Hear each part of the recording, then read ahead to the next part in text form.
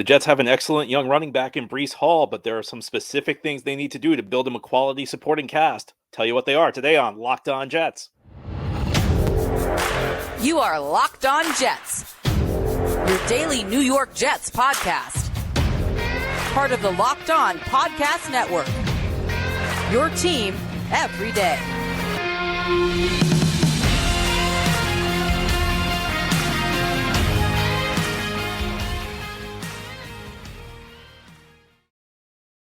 Welcome. This is the Locked On Jets podcast, part of the Locked On Podcast Network, your team every day. It's Tuesday, January 16th, 2024, and I'm your host, John B. from GangGreenNation.com.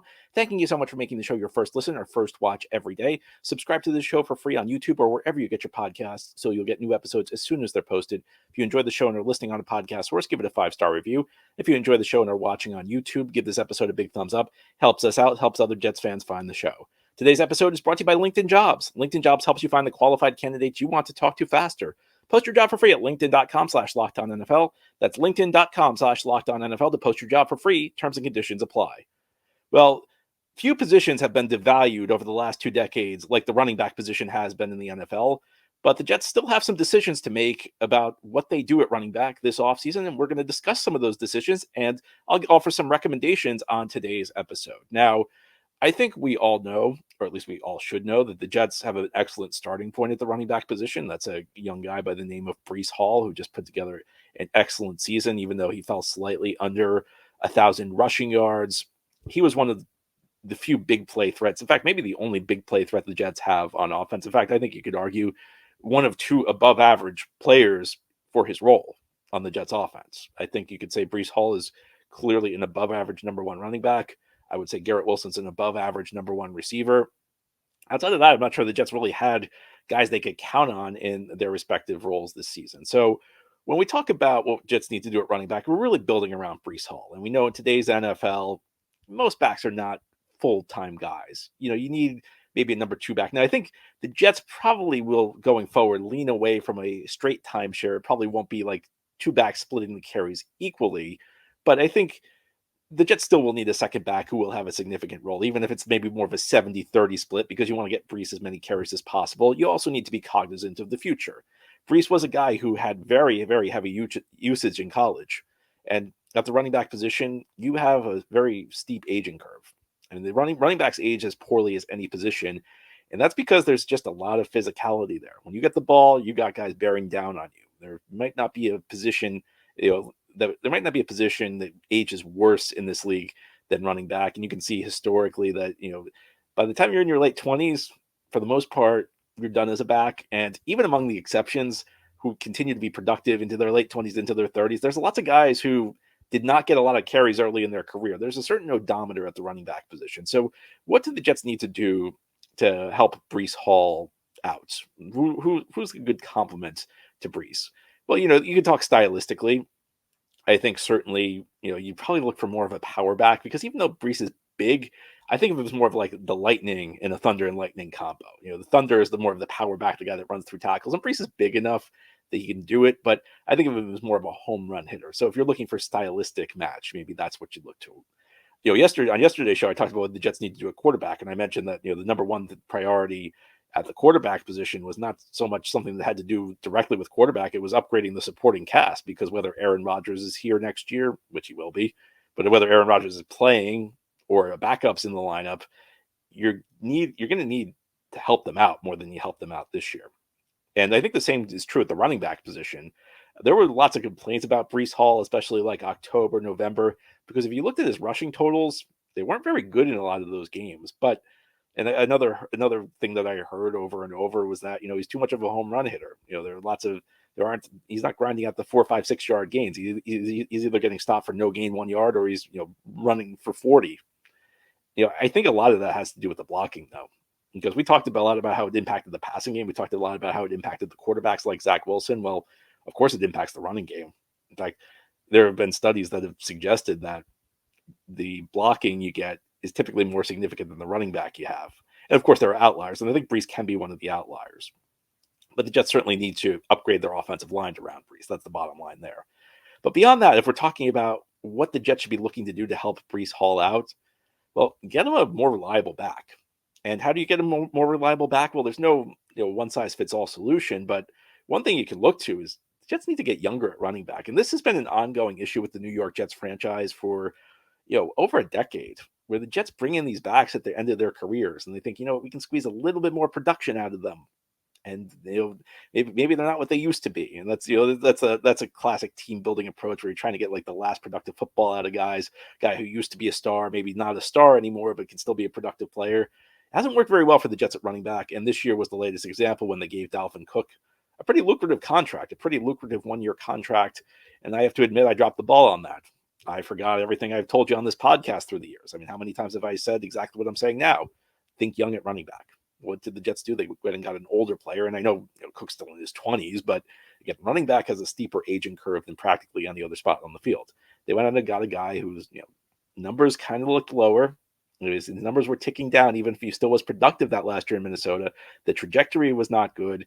He had a lot of usage, and it did not work at all for the Jets. No plays from scrimmage above more than 15 yards. Breece had like 30 of them.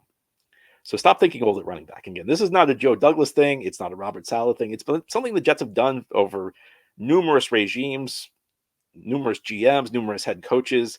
They keep going with these older big name backs. Sometimes they're expensive, sometimes they're not, but it seldom works. I mean, you could go all the way back, and this is going to be a controversial comment.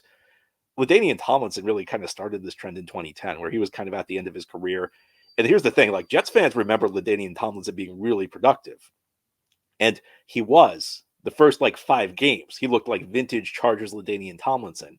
But if you actually look at what he did after his first month with the Jets, it's pretty mediocre. He actually had a couple moments in the playoffs in 2010, but it really wasn't that great after that spectacular first month where he looked rejuvenated. And you can go through the years. Chris Johnson, the Titans back who ran for 2,000 yards early in his career, the Jets got him in 2014. It really wasn't that great. I think his numbers actually look more respectable than his level of play. It really didn't go very well. Matt Forte, Jets bring him in 2016. It didn't work out very well. I mean, he was clearly at the end of his career when the Jets got him. A bigger name addition. This wasn't so much this was a guy that they thought they still could get star level play out of, but of course, Le'Veon Bell back in 2019. Jets swung for the fences on a guy who had sat out an entire season. And wasn't that good. And a lot of us blamed Adam Gase. I know I did, but at the end of the day, I think you have to look back on that and say Bell was just kind of done by the time the Jets got him. He had too much wear and tear. He wasn't the same guy as he was in Pittsburgh. It didn't work out. And then 1 year later, the ageless Frank Gore, who met his final days on a miserable Jets team as Adam Gase's go-to guy. How many times do we need to learn this lesson? Running back is a young man's position. You want fresh legs. You want guys who are explosive. It's great to have a track record of success in this league. How do we judge how a guy's going to be? Well, we look at what he's done in the past. But when he gets to running backs, when you get into those late 20s, when you get into those 30s, when you have a lot of carries, a lot of touches in your career, you start to wear down. Jets need to learn that lesson. No more older backs, no more expensive backs. That's lesson number one. It's a lesson they should have learned a long time ago. It's a lesson I should have learned. I got it wrong. You can give me grief for that because how many times have I said this exact same thing on this podcast through the years? You probably heard it over and over if you're an everydayer. And I went out and praised the Dalvin Cook signing. So bad job by me there. Hopefully I'll get it better going forward. And hopefully the Jets will get the running back position after Breece better going forward. And I think one way they have to do that, it's not just about running. I know it's called running back. I know the bulk of your work is typically going to be carrying the ball, but also helping out in the receiving game. As we continue on this Tuesday edition of the Locked On Jets podcast, we're going to talk about how important it is, what Breece provides in the receiving game, and some of the other things the Jets can use out of the backfield as we continue this Tuesday edition of the Locked On Jets podcast. This episode of Locked On Jets is brought to you by LinkedIn. At the start of the new year, every small business owner is asking themselves the same question. What's that one move I can make that'll take my business to the next level in 2024? And LinkedIn Jobs knows that your success all depends on the team you surround yourself with. That's why LinkedIn Jobs has created the tools to help find the right professionals for your team faster and for free. Jets are going to be looking for upgrades all off season, not just at the running back position, Maybe they should head to LinkedIn Jobs, because LinkedIn is not just another jobs board. LinkedIn has a vast network of more than 1 billion professionals, which makes it the best place to hire. Hiring's easy when you have that many quality candidates. So easy, in fact, that 86% of small businesses get a qualified candidate within 24 hours. And this is why small businesses rate LinkedIn Jobs #1 in delivering quality hires versus leading competitors. And LinkedIn also knows that small businesses are wearing many hats and may not have the time or resources to hire. Thankfully, with LinkedIn, the process is intuitive, quick, and easy. Post your job for free today at linkedin.com/LockedOnNFL. That's linkedin.com/LockedOnNFL to post your job for free. Terms and conditions apply. Thank you so much for making Locked On Jets your first listen or first watch every day. And a big shout out to you everydayers who tune into this podcast daily. We have new episodes each day through the week, Monday through Friday, and then bonus episodes as news breaks. Today, we're focusing on the running back position. Now, the Jets running back position is good from the standpoint that they have a tremendous #1 back in Breece Hall, but there are things they need to do to build this team behind Breece Hall. Another thing I think the Jets really need to focus on is valuing contributions in the passing game at the running back position. Before the end of the season, Nathaniel Hackett, it was right before the last game in New England, a couple of weeks back. Nathaniel Hackett said something to the press, and he took a lot of grief. He said, essentially, I didn't realize what a dynamic player Breece Hall was in the passing game. And that led to much mockery in the Jets fan base. It led to much criticism in the Jets media. Now, far be it from me to defend the job Nathaniel Hackett did, because there's no defense for it.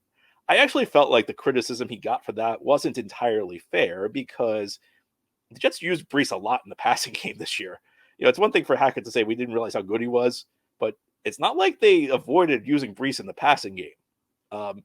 He led the league in targets at the running back position.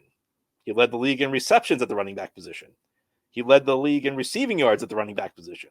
The Jets used him plenty. Now, I think part of that is a function of the Jets not having very good receivers. So that meant they had to check the ball down a lot because receivers weren't getting open. I think it also plays into the overall conservative Saleh Hackett mindset, especially when they were dealing with Zach Wilson, where I almost get the feeling that Zach Wilson was told, don't be dangerous with the football. If you're not sure, just check it down to Breece. I get the feeling that played a role in Breece getting so many targets. I don't think Breece should get over 90 targets next year. He's a great player, but I think you'd like your receivers to carry more of the load. So what can we say about Breece Hall as a receiver? It's interesting because I don't think of Breece Hall as like a particularly great receiving back. So let me tell you what I mean by that, because you're probably sitting there saying, wait, this guy led the league in receiving yards and catches at the running back position. You're saying he's not a great receiver? I think Breece's productivity in the receiving game is more a function of his overall explosiveness, where if you get this guy the ball in space, he is so tough to bring down. And he's so fast, and he's got so much ability to make big plays. I don't think he's like a natural receiver, though. And they haven't really used him in this much in this area. So, this could be wrong. But from what I can gather, he's not like a great route runner. There were backs like Le'Veon Bell with the Steelers, who probably could have like doubled as a slot receiver some of those years when he was in his prime. I don't know that Breece is necessarily a great route runner. I was going to criticize his hands, but something, you think of, because there have been a lot of key drops the last 2 years, but his drop rate actually is not bad. And the fact he has so many drops actually might be related to how many times they're throwing in the ball, where if you get more throws, you're probably going to have more drops. His drop rate's actually not that bad. But I don't think Breece is a guy like defenses are going to scheme around trying to take him away as a receiving threat. I think they're going to scheme to take him away as a guy who gets the ball in space. And one of the ways you get him the ball in space is you throw him screens, you throw him checkdowns. And once he has the ball in his hands, he's really dynamic. He's very difficult to bring down. But, if you look at the rest of the Jets offense, I don't think that in 2023, they did a great job helping out their quarterbacks by having good receiving backs. Now, Breece's productivity was good. But after him, Dalvin Cook, who's always been a shaky pass blocker.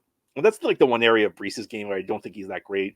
I don't know if it comes up in the numbers. I think on the film, Breece is not a great pass protector. Dalvin Cook's never been a good pass protector. But here's the thing that really baffled me is at the start of the season, Michael Carter was playing the third down back role, on obvious passing downs. Michael Carter's never been a very good pass protector. Michael Carter's not much of a receiver, and Michael Carter's not that dangerous with the ball in space. So at least with Breece, Breece has one of those three things, and it makes a big difference.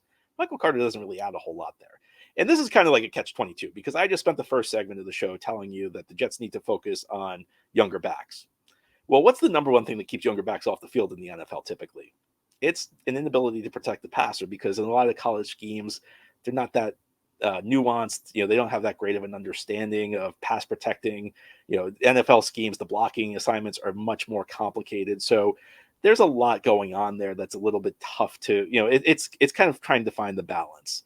So I think this is something the Jets should try and scout. And I think obviously any back who shows route running skills, and we're talking in the draft, we're also talking like lower level stuff. We're talking, off the practice squad. We're talking about potential signings of younger backs with few miles on the odometer. These are things the Jets should look at. In part, not just because the quarterback protection is important, but also receiving skills matter. And this is a league that for over a century is consistently moved in the direction of offenses throwing the ball more. Receiving skills have ever since the league's founding. And part of this is due to like the business of the league. The NFL, through its entire history, has made the rules changed the rules so that it's easier to pass, because the NFL has realized that fan interest is driven by offense. So receiving backs who can't receive, they're kind of going out of style. They're not as valuable as they used to be. Maybe decades ago you could have a back who really didn't have any skills in the receiving game at all. That's gone now. So the Jets, when they think about finding quality backs behind Breece, it's not just about their ability as runners. Now, that's still the most important part of the job. But more and more, you need a back to be a receiving threat out of the backfield. Now, if you have an elite guy like a Christian McCaffrey, you create all kinds of headaches for your opponent. But you need guys who at least have skills. You need guys who at least can do something. And that's going to be, I think, a critical component of the Jets evaluating the running back position and bringing in the right people to work with Breece. But there are some players who are already here. There's one guy in particular who really didn't get much of a look this year, Izzy Abanikanda. As we continue on this Tuesday edition of the Locked On Jets podcast, we're going to turn our attention to what the Jets have and some internal decisions that they need to make. I'll tell you what they are continuing this edition of the Locked On Jets podcast. This episode of Locked On Jets is brought to you by FanDuel. The NFL regular season has wrapped up, but there's still time to get in on the action with FanDuel, America's #1 sportsbook. Right now, new customers can get $150 in bonus bets guaranteed when you place a $5 bet. That's $150 in bonus bets, win or lose. We're coming to the best weekend of the NFL season, the divisional round. 4 great matchups happening. Especially that Buffalo-Kansas City game. It'll be another exciting game between two rivals who have played some pretty great games over the last couple of years. No Jets involved, and maybe that makes it better because you don't have to bet against the Jets. You should know that the app is very easy to use. And there's so many different ways to bet. You can use live same-game parlays. You can find bets in the new Explore tab, and you can make a parlay in the Parlay Hub. It's the best way to find popular parlays, and there's more. So visit FanDuel.com/lockedon and make your first bet a layup. Again, that's FanDuel.com/lockedon. FanDuel, official partner of the NFL. This episode is brought to you by Jase Medical. We come to sports podcasts to escape the craziness of real life, but sometimes we need to talk about preparing for real life anyway. And according to the FDA, pharmacies are running out of antibiotics like amoxicillin right in the middle of the worst flu season in over a decade. It's scary stuff. It's a helpless feeling if someone you care about got sick while a supply chain issue kept them from the life-saving medication they need. Thankfully, because of Jase Medical, you can be okay. The Jase case is a pack of 5 different antibiotics to treat a long list of bacterial illnesses, including UTIs, respiratory infections, skin infections, and others. The stuff can happen to any of us. So visit jasemedical.com and complete your physician encounter. It will be reviewed by a board-certified physician, and your medications will be dispersed by a licensed pharmacy at a fraction of the regular cost. It's never been more important to be prepared than today. So go to jasemedical.com and use offer code LOCKEDON to get $20 off your order. Again, it's Jase Medical, JASE Medical.com. Offer code locked on. It's one word with no space. LOCKEDON to get $20 off your order. This is the Locked On Jets podcast here on this Tuesday. We're talking about the running back position for the New York Jets, which will be led by Breece Hall, who hopefully if the Jets improve their offensive line next year is going to have a big season because he already was pretty good this year with a disastrous offensive line. So can't imagine what Breece is going to be next year. And also he'll be 1 year removed from that knee injury he suffered as a rookie. Again, like he was ready to go. Like his first run of the season was 26 yards. I spent all of last offseason, like the spring, the summer, saying, trying to lower expectations just because I didn't want there to be too much on Breece. And he came out and looked great right off the bat. He broke an 80-plus yard run that first game and then had a little slump because of some of the offensive line issues. But we know Breece is good.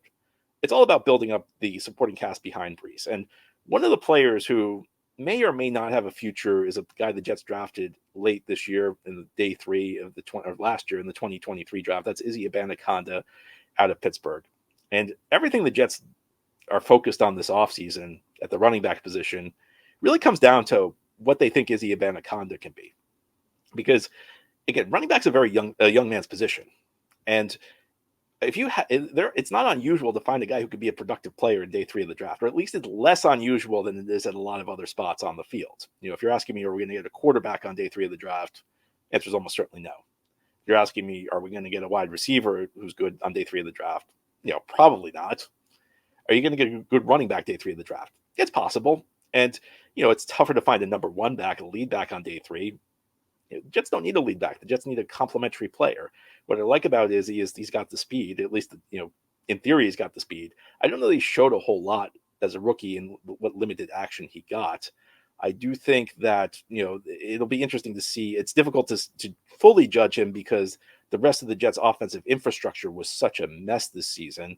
So that obviously had an impact on a lot of different areas of the team. And Izzy did not get many carries. In fact, that would be one of my biggest criticisms of the Jets coaching staff is they didn't go to Izzy Abanikanda quicker. Dalvin Cook was giving you nothing. And maybe it headed into the offseason with a better idea of what he can and can't do. Now, if the Jets believe Izzy can step into the lineup, and this is one of the most important things teams do, you need to be able to accurately judge what your players are capable of. Jets have not done a good job in some areas of this. And one example is Bryce Huff. I mean, even if we get past what they did this past offseason, 2 years ago, they brought in a free agent Jacob Martin from the Texans to take Huff's third down situational pass rushing role. They didn't realize what they had in Huff. These internal evaluations are critical. And sometimes teams do mess up the opposite way. They think a player's more capable than he really is. The Jets have a lot of areas they have to deal with this offseason. There are so many areas where the Jets are deficient, especially on the offensive side of the ball, that they can't really use a lot of resources at the running back position.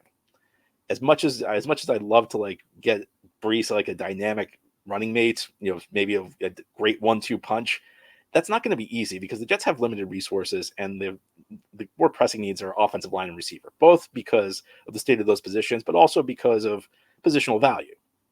Running backs don't make as big of a difference as wide receivers or offensive linemen typically. Of course, there are exceptions, guys who are excellent players like Breece Hall do, but the Jets have Breece Hall, so they need to focus on other areas more. And that's where you need guys to step up. You need day 3 picks to step into roles. It's not always a starting role. It's not always the role as a number 1 back. Sometimes you need a guy who can maybe handle 30% of the workload because you already have a great running back. And that guy could be Izzy Abanikanda. Maybe it will, maybe it won't be. If not, then the Jets will need to kind of look under the radar.